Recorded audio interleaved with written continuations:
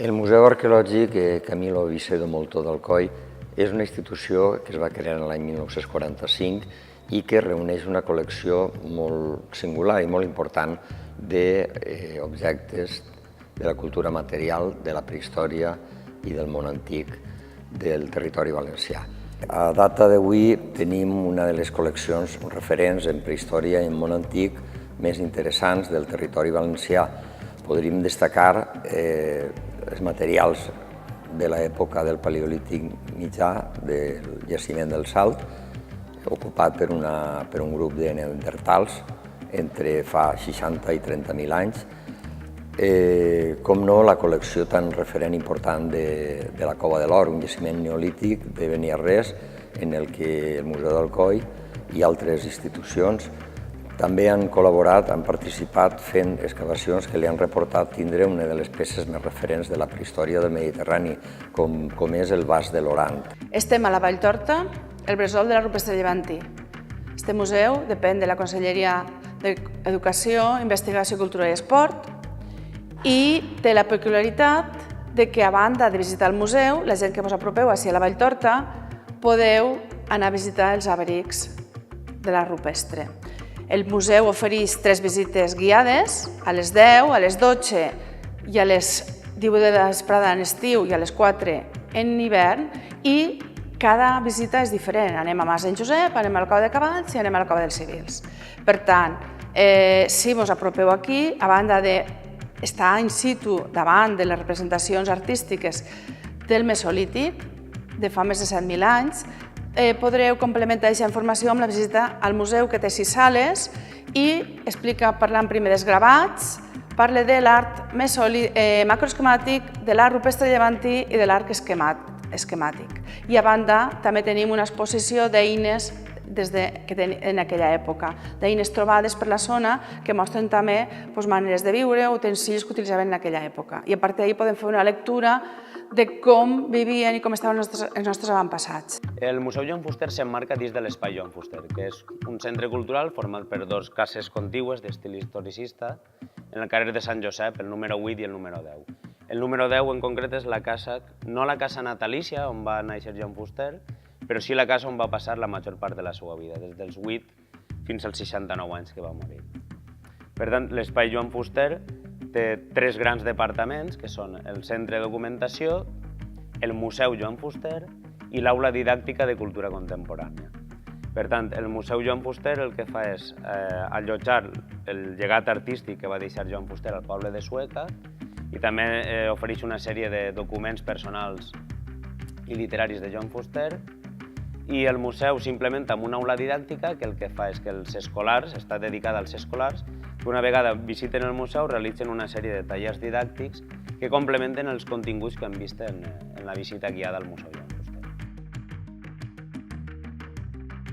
Cuando el visitante entra en el Museo Valencià del Paper de Banyeres de Mariola, descubre una visión del papel que le traslada a través de un recorrido didáctico y ameno a la evolución histórica, social y económica del mismo.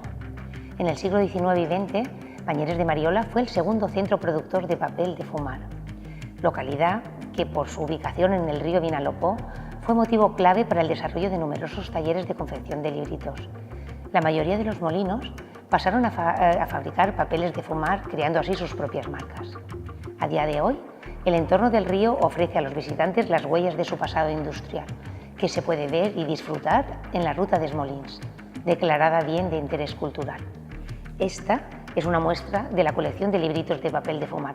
Si nos fijamos, podremos, a través de las marcas impresas en las tapas, ver un reflejo de la estética publicitaria de la época. En ellas se imprimían series sobre historias, personajes célebres, costumbres, trajes, alegorías y refranes. Cabe destacar sus finas hojas, hechas con fibras de lino y paja de arroz.